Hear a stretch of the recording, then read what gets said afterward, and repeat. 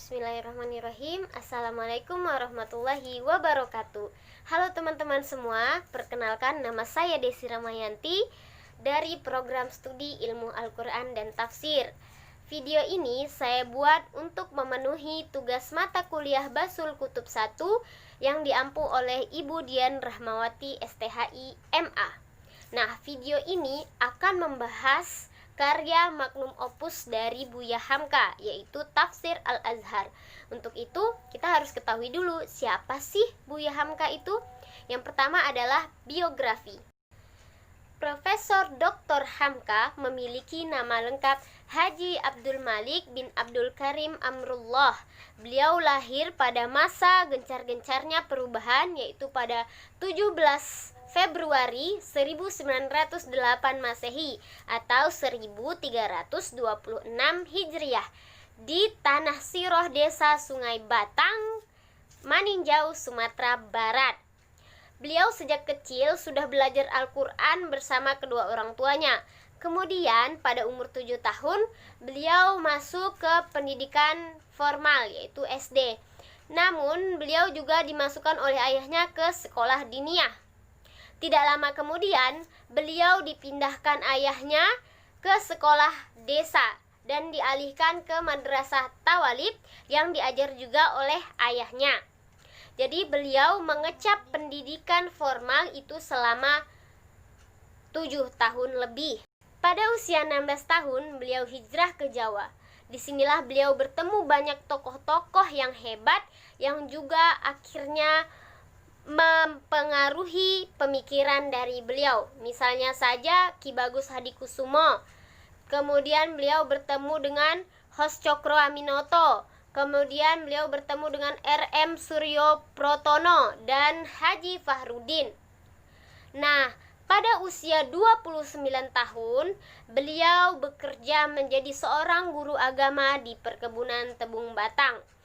Kemudian beliau menjadi dosen di Universitas Islam Jakarta dan Universitas Padang Panjang pada tahun 1957 sampai 1958.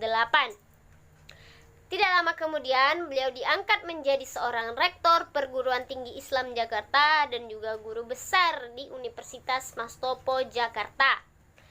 Pada tahun 1951 sampai dengan 1960, beliau diangkat menjadi pegawai tinggi negara, dilantik oleh Kementerian Agama. Namun, jabatan ini beliau lepaskan lantaran beliau disuguhkan pilihan oleh Soekarno ingin tetap menjadi pejabat negara atau tetap berkecimpung pada politik di Masyumi. Kemudian beliau memilih untuk melepaskan jabatan tersebut. Jadi teman-teman, kepiawaian, keilmuan dari Buya Hamka ini tidak bisa kita ragukan lagi, karena beliau pernah mendapat pengakuan dari beberapa universitas terkemuka di dunia. Misalnya saja dianugerahi gelar doktor honoris causa oleh Universitas Al-Azhar Mesir. Kemudian gelar yang sama disematkan kepada Hamka oleh Universitas Kebangsaan Malaysia pada tahun 1974. Buya Hamka wafat pada Jumat 24 Juli 1981. Beliau menyelesaikan 84 buku meliputi bidang agama, bidang filsafat, bidang sastra, dan bidang lainnya dalam jangka waktu 57 tahun.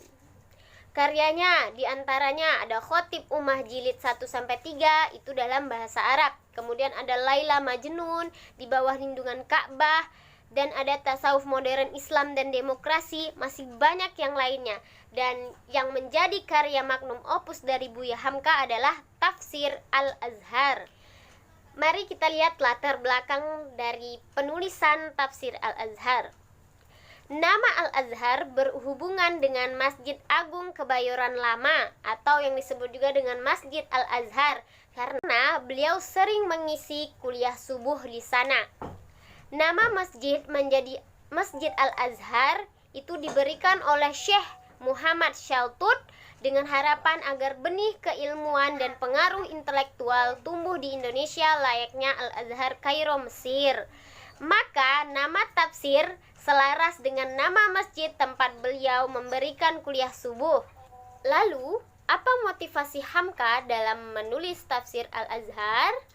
Yang pertama adalah beliau melihat mufasir terdahulu begitu fanatik terhadap mazhab yang dianutnya. Misalkan saja ada satu ayat yang menunjukkan kepada mazhab tertentu, maka pemahaman ayat itu akan digiring kepada mazhabnya.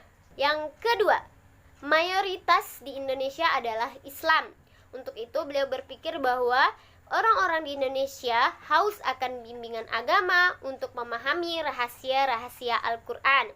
Yang ketiga, beliau ingin meninggalkan pusaka yang berguna bagi bangsa dan khususnya agama Islam. Tafsir Al-Azhar pertama kali ditulis surah Al-Kahfi, yaitu juz 15, yang pertama kali disampaikan di Masjid Al-Azhar pada tahun 1959. Lalu pada 12 Rabiul Awal 1383 Hijriah atau tepatnya 27 Januari 1964, Hamka dipenjarakan penguasa Orde Lama karena dituduh sebagai pengkhianat tanah air selama 2 tahun 7 bulan. Kemudian di sanalah beliau menyelesaikan tafsir Al-Azhar sehingga full menjadi 30 juz dan terbit pada tahun 1967. Selanjutnya kita masuki sumber, metode, dan corak dari tafsir Al-Azhar. Yang pertama adalah sumber. Sumber tafsir Al-Azhar adalah bil ma'sur dan bil ra'yi. Bil ma'sur maksudnya adalah mengambil dari Al-Quran, hadis, qaul sahabat dan tabi'in. Sedangkan bil ra'yi yaitu dengan mengutip pendapat-pendapat ulama, kemudian juga ijtihad dari beliau sendiri.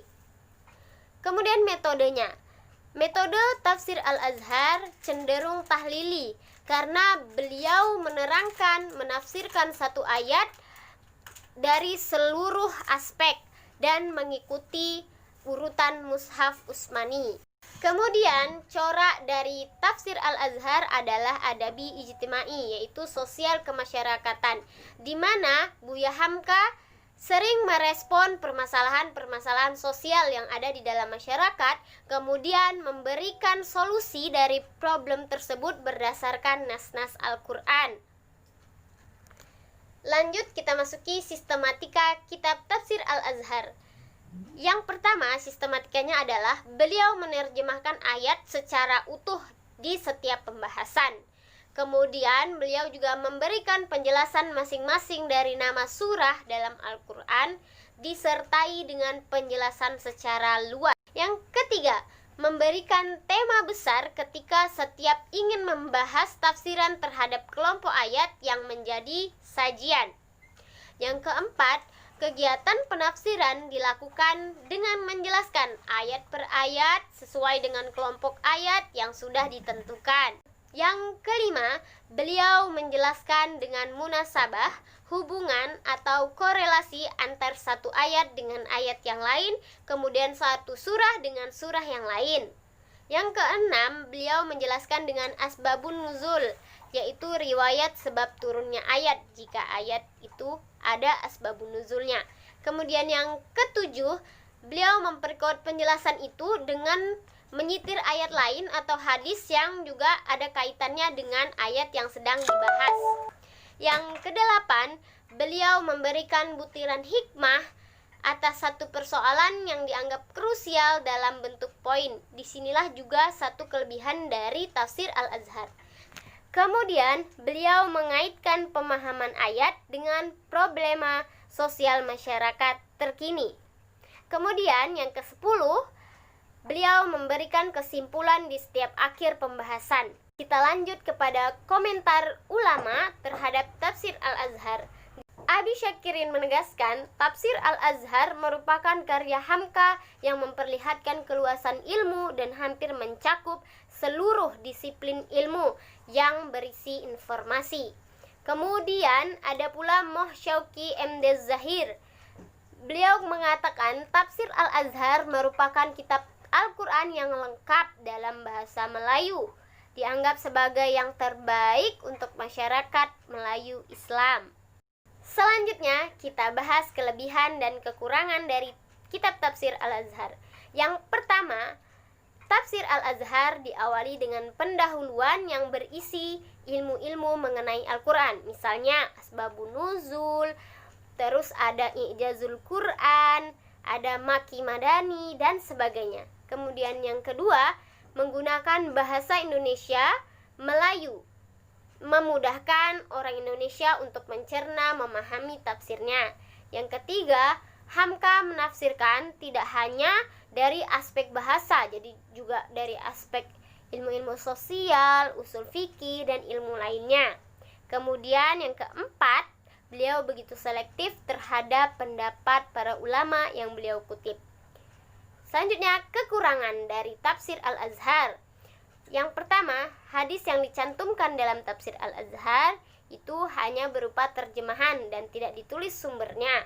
Yang kedua, bahasa yang digunakan belum sesuai dengan EYD, ejaan yang disempurnakan, karena masih bercampur antara bahasa Indonesia dengan bahasa Melayu. Ingat, setiap kitab tafsir memiliki kelebihan dan kekurangannya masing-masing karena dia merupakan hasil dari pemikiran manusia, berbeda dengan Al-Quran yang mutlak kebenarannya.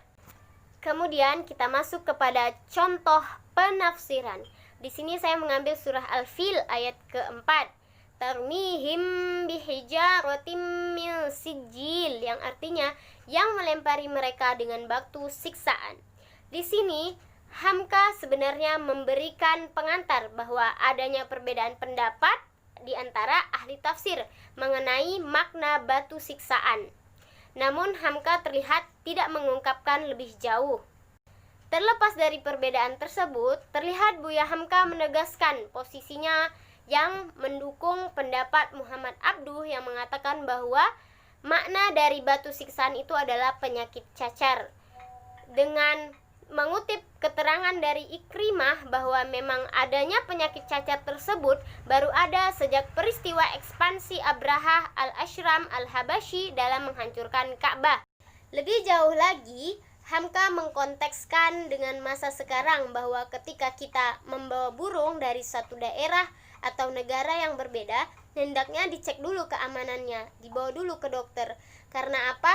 Karena berbagai penyakit yang merajalela di seluruh dunia saat ini diantaranya adalah flu burung. Oke teman-teman, sekian dari saya, semoga bermanfaat. Apabila ada kekurangan mohon maaf. Assalamualaikum warahmatullahi wabarakatuh. Terima kasih.